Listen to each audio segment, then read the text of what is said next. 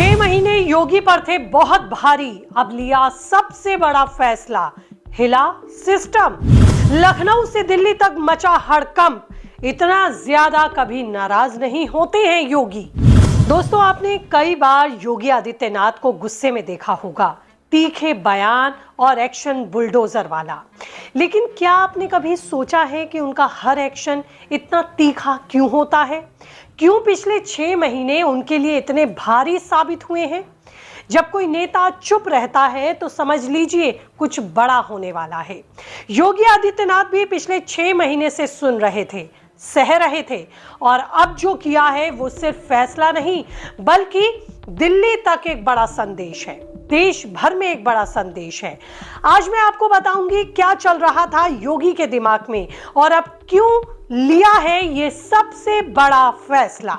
हालांकि कई लोग उनके खिलाफ खड़े हो गए, किसी ने कहा कि आप ये नहीं कर सकते, लेकिन जो सिस्टम सालों से चला आ रहा था वो लोगों को तोड़ रहा था, आम आदमी को पीस रहा था। इसलिए योगी आदित्यनाथ ने साफ कर दिया और साफ कहा, अब और नहीं, ये सिस्टम ऐसे नहीं चलेगा। और फिर जो हुआ वो किसी फिल्म की कहानी से कम नहीं था, जिसके बारे में आज मैं आपको इस रिपोर्ट में बताऊंगी। 6 महीने तक सीएम योगी ने चैन की नींद नहीं ली। हर दिन हर रात सिर्फ एक ही सोच, कैसे बदलना है उत्तर प्रदेश का चेहरा। लगातार बैठकों का दौर और सैकड़ों फैसले, क्योंकि जो योगी ने इन 6 महीनों में किया वो किसी मुख्यमंत्री ने दशकों में भी नहीं किया। यही वो वक्त था जब हर तरफ से दबाव था, लेकिन योगी डटे रहे और यही 6 महीने उनके लिए सबसे भारी साबित हुए, लेकिन यूपी के लिए सबसे निर्णायक बन गए, क्योंकि दिल्ली में बैठी कई जांच एजेंसियों की भी मदद ली गई। योगी का सबसे प्रमुख मिशन क्या है, जिसको लेकर लखनऊ से दिल्ली तक हड़कंप मचा हुआ है? जो अधिकारी भ्रष्टाचार करने के बारे में सोचते थे थर थर कांप रहे हैं। आज उनकी ही कहानी मैं आपको बताने जा रही हूं। नमस्ते, आपके साथ मैं हूं ज्योति विनय कपूर। तो जी हां, दिल्ली तक हड़कंप इसलिए भी मचा हुआ है क्योंकि जांच में सेंट्रल एजेंसियों की भी मदद ली जा रही है। सबसे पहले बात करती हूं डीएसपी ऋषिकांत शुक्ला मामले की। ये नाम सुना ही होगा आपने अगर नहीं सुना तो अब जो बताने जा रही हूं उसे सुनने के बाद उनके कारनामों से आप हैरान हो जाएंगे, क्योंकि ये उत्तर प्रदेश पुलिस में भूकंप ला देने वाला केस है।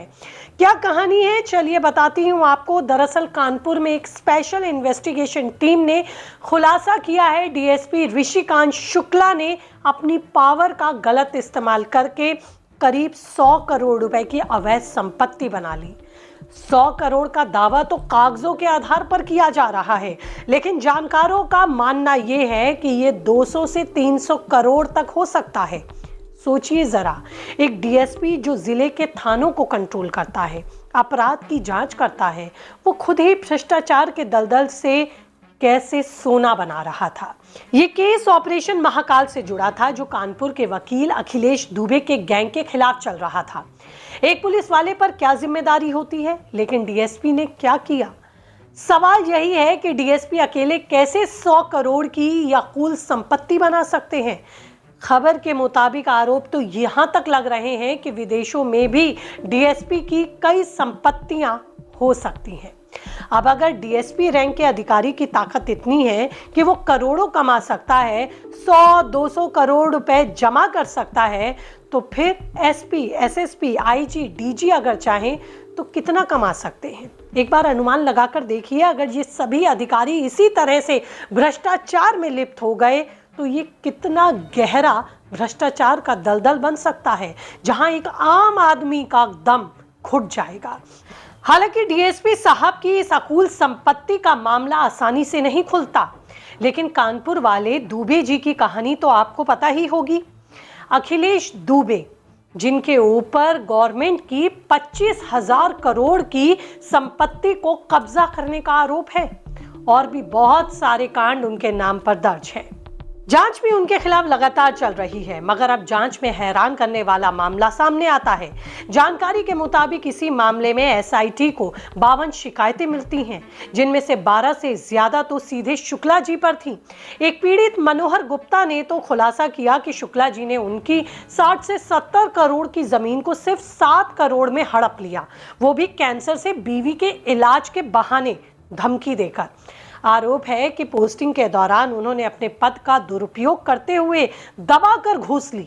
खबर के मुताबिक कानपुर में पोस्टिंग के दौरान लगातार 11 साल तक एक ही जगह पर रहकर उन्होंने ज्यादातर संपत्ति बनाई। ये सब देखकर तो कोई भी सोचेगा कि सिस्टम में कितना भ्रष्टाचार है, और सोचे भी क्यों नहीं। लेकिन ये खेल आज का नहीं है, सालों पुराना है, और इसी खेल को जड़ से खत्म करने का काम किया योगी आदित्यनाथ ने। यही वजह रही कि जब से योगी की मेज पर अखिलेश दुबे की ये फाइल पहुंची और उनसे जुड़े हुए बाकी मामलों के भ्रष्टाचार उजागर हुए, ये फाइलें एक एक कर जब योगी के मेज पर पहुंची तो करीब 6 महीने पहले से ही योगी ने अपना डंडा कस लिया। योगी कहते हैं भ्रष्टाचार को खत्म करना है और नए सिस्टम को बनाकर यूपी को भ्रष्टाचार मुक्त बनाना है। सीएम ने अधिकारियों को भी खुली चुनौती दे दी है। सस्पेंशन जारी है, ट्रांसफर जारी है। योगी नहीं चाहते कि किसी भी तरह का भ्रष्टाचार उत्तर प्रदेश की जड़ों को और उनके शासन को दागदार करे। शुक्ला मामले की जानकारी योगी को हुई तो उन्होंने एक्शन लिया। एक्शन में उनको सस्पेंड भी किया गया। विजिलेंस जांच जारी है। उम्मीद है कि जिन लोगों के साथ गलत हुआ है उनको न्याय मिलेगा। सीएम योगी ने भी यही कहा। लेकिन दोस्तों, सिर्फ एक केस नहीं बल्कि पूरे सिस्टम की पोल खोलने वाली ये केस स्टडी बन गया। यही वजह है कि योगी पर पिछले 6 महीने भारी पड़े, क्योंकि ऐसे रैकेट को ट्रैक करने में रात दिन एक कर दिए गए। अब सवाल ये है कि योगी आदित्यनाथ भ्रष्टाचार को क्यों खत्म करना चाहते हैं। देखिए दोस्तों, योगी का साफ मानना है कि भ्रष्टाचार वो जड़ है जो विकास की सारी कोशिशों को नाकाम कर देगा। यूपी जैसे बड़े राज्य में जहां करोड़ों लोग रहते हैं, अगर सिस्टम में इस कदर भ्रष्टाचार होगा तो गरीब गुरबे को कैसे हक मिलेगा। किसान को सब्सिडी नहीं मिल पाएगी, युवा को नौकरी के नाम पर लूटा जाएगा, बिजनेसमैन का कोई भी काम करने से पहले या परमिशन देने से पहले उसे लाखों की घूस देनी पड़ेगी। योगी ने साल 2017 से ही जीरो टॉलरेंस पॉलिसी की बात कही थी, लेकिन पिछले 6 महीने में उन्होंने किस तरह से भ्रष्टाचार के मामलों में अपनी कार्रवाई तेज की, मेज पर पहुंची हुई फाइलों के खिलाफ एक्शन लिया, जोरदार कार्रवाई की, ये तमाम हाल ही में दिखे केस उसी की ही वानगी है। क्योंकि कोई भी मामला रातों रात नहीं खुलता, उसके पीछे कई महीनों से जारी सर्विलांस होता है और इसी के आधार पर आरोपी को पकड़ा जाता है। सीएम योगी यूपी को $1 ट्रिलियन की अर्थव्यवस्था बनाना चाहते हैं, लेकिन अगर उनके अफसर ही भ्रष्टाचार करेंगे, भ्रष्टाचारी होंगे, तो निवेशक कैसे आएगा। योगी साफ कहते हैं भ्रष्टाचार पर कोई छूट नहीं, चाहे कितना ही बड़ा अफसर क्यों ना हो। ये सिर्फ नारा नहीं, एक्शन है। राजनीतिक रूप से देखें तो विपक्ष हमेशा कहता है कि योगी का बुलडोजर सिर्फ माफियाओं पर चलता है, लेकिन अब तो अफसरों पर चलता हुआ दिख रहा है। पिछले कई महीने से एक मजबूत सोच के साथ, जनता के फायदे की सोच के साथ कैसे अफसरों को सही किया जाए, आम आदमी को न्याय दिलाया जाए, योगी इसी मजबूत मकसद के साथ अपने सिस्टम को क्लीन करने में जुटे हैं। उत्तर प्रदेश को एक नई ऊंचाई पर ले जाने पर जुटे हैं। योगी के बारे में जो लोग जानते हैं वो एक बात तो कहते हैं कि योगी कभी हार नहीं मानते। इसलिए पिछले 6 महीने से योगी ने खुद एक्शन का प्लान तैयार किया ताकि तगड़ी चोट करके भ्रष्टाचार पर लगाम लगाया जा सके। जानकारी तो ये भी रही कि पिछले 6 महीने में 150 से ज्यादा एक्शन हुए, सस्पेंशंस हुए, कई अफसरों को डिसमिस किया गया, प्रॉपर्टीज जब्त की गई, अधिकारियों के तबादले हुए। 6 महीने में कई अफसरों पर गाज गिरी, भले ही उनकी रैंक कितनी ही बड़ी क्यों ना रही हो। देखिए, किसी सिस्टम को सुधारने में वक्त तो लगता है। ये देखने वाली बात है कि योगी की ये कोशिशें लगातार किस तरह जारी रहकर अपने मुकाम तक पहुंचती हैं या अपना टारगेट अचीव करती हैं। खबर तो यहां तक है कि इस पूरे जांच के लिए केंद्रीय एजेंसियों की भी मदद ली जा रही है। हड़कंप मचा हुआ है लखनऊ से दिल्ली तक। ये कोई ड्रामा नहीं है बल्कि रियल स्ट्रगल है जो पिछले 6 महीने से रिव्यू मीटिंग्स दिन रात जारी हैं। इरिगेशन डिपार्टमेंट के करप्शन के केसेस को खुद सीएम सुपरवाइज कर रहे हैं। योगी का विजन है भ्रष्टाचार की उस जड़ को काटना जो अंदर ही अंदर प्रदेश को सड़ा रही है। योगी का मिशन है जीरो भ्रष्टाचार और वो उसको सफल करने में दिन रात एक किए हुए हैं।